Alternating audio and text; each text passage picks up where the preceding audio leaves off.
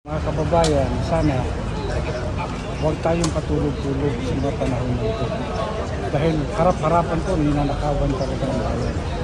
Harap-harapan, kawawa yung mga tao, hirap ng buhay, tapos meron mga tao dito na magnakaw bilyon-bilyon. Pag yung mahirap, magnakaw, kahit 1,000, kulong. Ito, bilyon-bilyon, nakangiti pa, nakasakay pa ng private plane.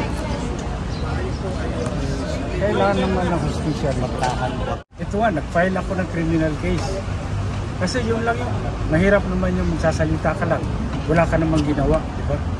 Kaya kami, nakapag-desisyon kami na mag-file ng criminal case bilang reaksyon namin sa krimen na ginawa nila. Dahil ito, matawag natin karumal-dumal talaga ito.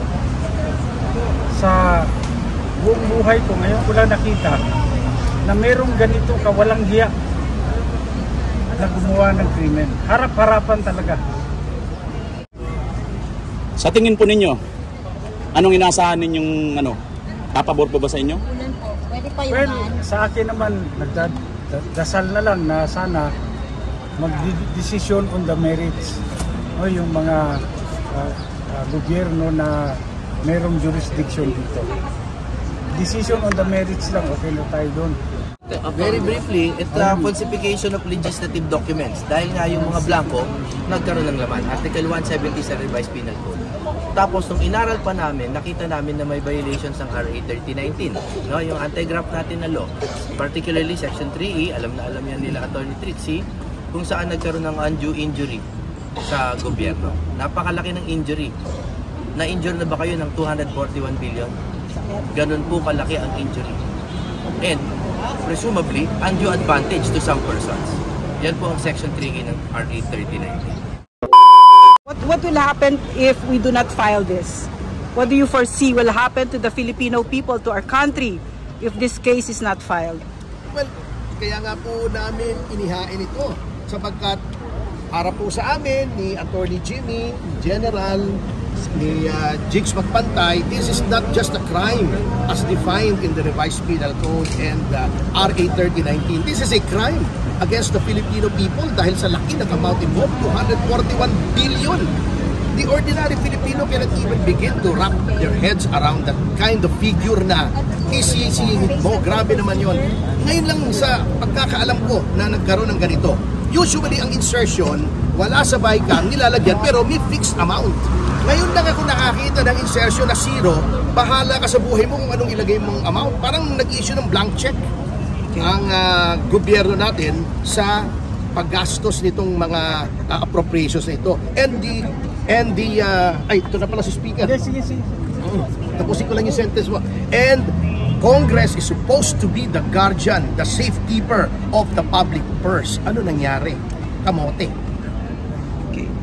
So, for ordinary Filipinos, para mas maintindihan nila, ano yung itsura nito on the ground pag ito'y natuloy, itong budget na ito? Well, makikita natin that there will be expenditures of public funds na hindi dumaan sa tamang proseso, hindi inaprubahan ng BICAM.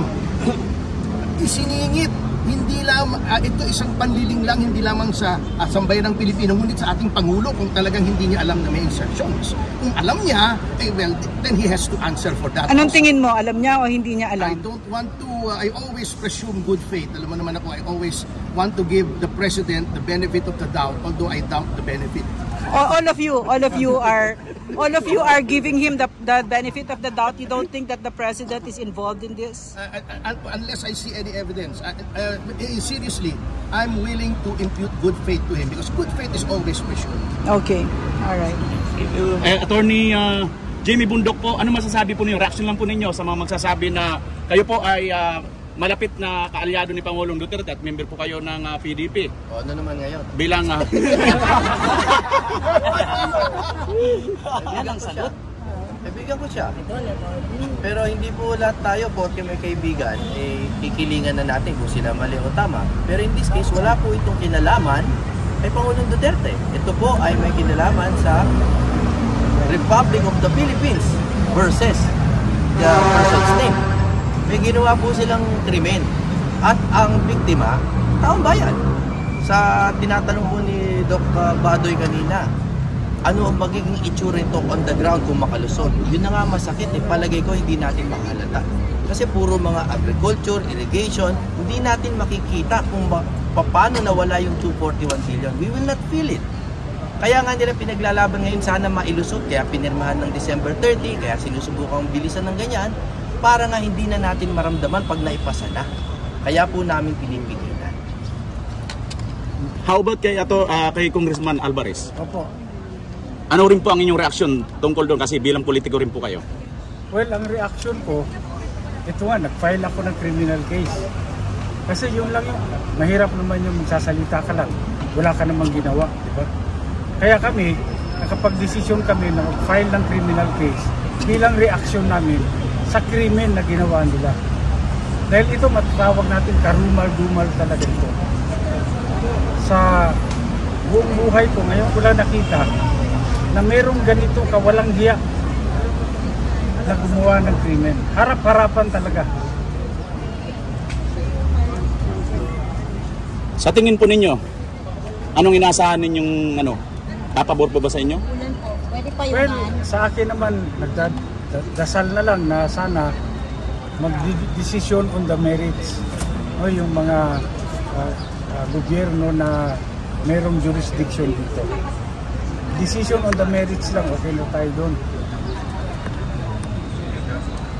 Malaki po ang tiwala namin sa Ombudsman na patas itong dilinggin kaso na to.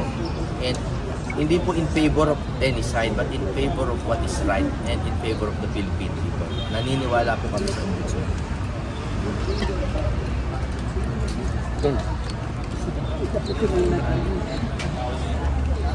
Boss Bads, tanong. Pero for the record ulit, ano po yung mga sinampan yung kaso? Asan si Atty. Topacio? Very briefly, ito falsification of legislative documents. Dahil nga yung mga blanco, nagkaroon ng laman. Article 170 sa Revised Penal Code. Tapos, nung inaral pa namin, nakita namin na may violations ng RA 3019. No, yung anti-graft natin na law. Particularly Section 3E, alam yan nila Atty. Trixie, kung saan nagkaroon ng undue injury sa gobyerno. Napakalaki ng injury. Na-injure na ba kayo ng 241 billion? Ganun po kalaki ang injury. And, presumably, undue advantage to some persons. Yan po ang Section 3E ng RA 3019.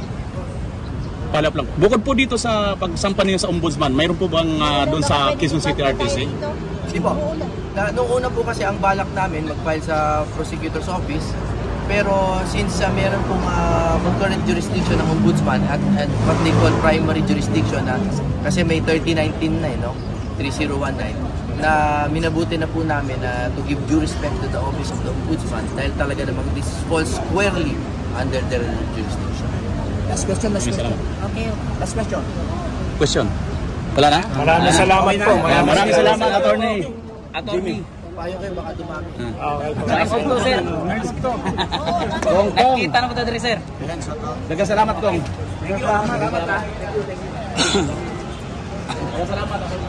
Iba po kasi si Edward. Hello, attorney. Ihawak ko kayo. Tinatayos ako kayo. Opo.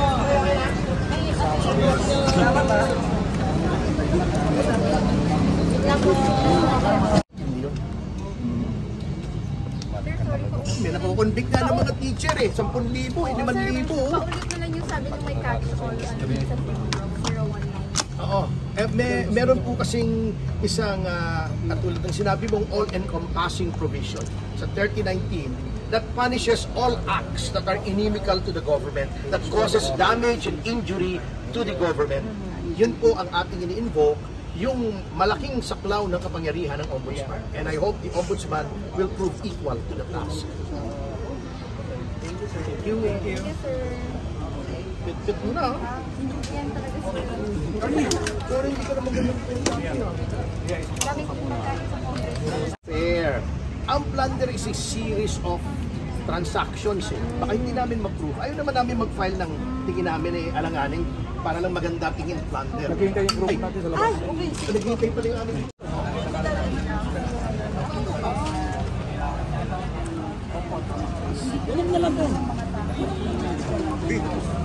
Alam